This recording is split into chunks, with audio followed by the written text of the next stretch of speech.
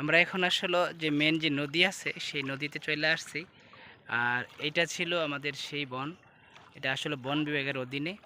এখানে আসতে গেলে বন বিভাগের অধীনে এখানে বন বিভাগের লোক আছে, এখানে ট্যাক্স দিয়া তারপর ওরা নৌকা ঠিক করে দিবার। একটা নৌকার মাঝে 5 জন, এর বেশি উঠা যাবে না। যদি এর বেশি উঠেন তাহলে আপনাকে জরিমানা করা হবে, এবং যে নৌকা দিয়ে আসবেন ওই নৌকারে উঠতে দিবে না।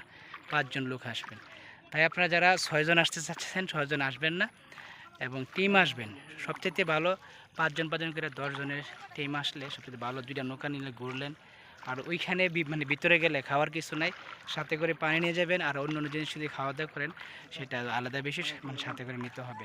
আর ওইখানে অনেক ডিএসএলআর যে ক্যামেরাম্যানরা আছে, ওরা ওইখানে গেলে বলবে কি জানেন, ওরা বলবে ছবি তুলবেন নি প্রতি পিস 5 টাকা।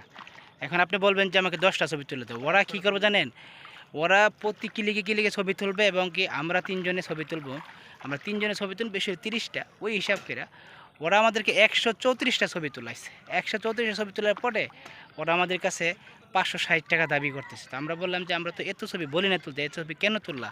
বলে দেখেন ছবিগুলো সুন্দর আছে, নিয়ে যান। আমাদেরকে বোঝানোর চেষ্টা করতেছে। তাই আমরা বলছি যে এই যে 134 ছবি আমরা বলছি যে এখান থেকে ডিলিট করো। ও আসলে ডিলিটও করতেছে না, বলতেছে এতটুকু সময় নেই ডিলিট করার।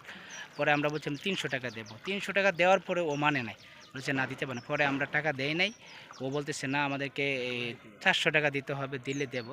আমরা বলছি না, তোমার ছবি তোমার কাছে রেখে দাও, আমরা এমনি চলে আসছি, আমরা ওই টাকা দিই নাই। তাই আপনারা যারা যাইবেন ছবি তোলার ফাঁদে কিন্তু পড়বেন না। ছবি তোলার ফাঁদে পড়লে তাহলে কিন্তু 400 500 600 টাকা দাবি করবে। ঠিক আছে না মামা? এই যে আমার সাথে এই যে মামা আছে, অনেক ভালো মানুষ। উনি বলতেছে ঠিক আছে, ওরা আসলে এরকমই করে, ওরা ছবি তোলার কথা বলে মানে ফাঁদে ফেলে 300 400 টাকা করে হাতে নিতেছে অনেকের হাত থেকে। তো আমরা আইসা পড়ছি। আর একটু এই যে দেখেন ঘাটটা,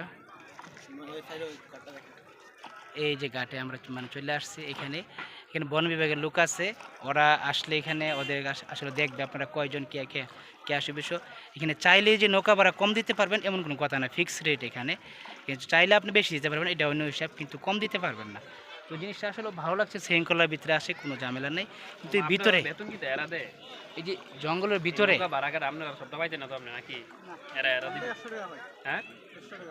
100 টাকা পান। তো আমরা তো টাকা দিলাম 2000।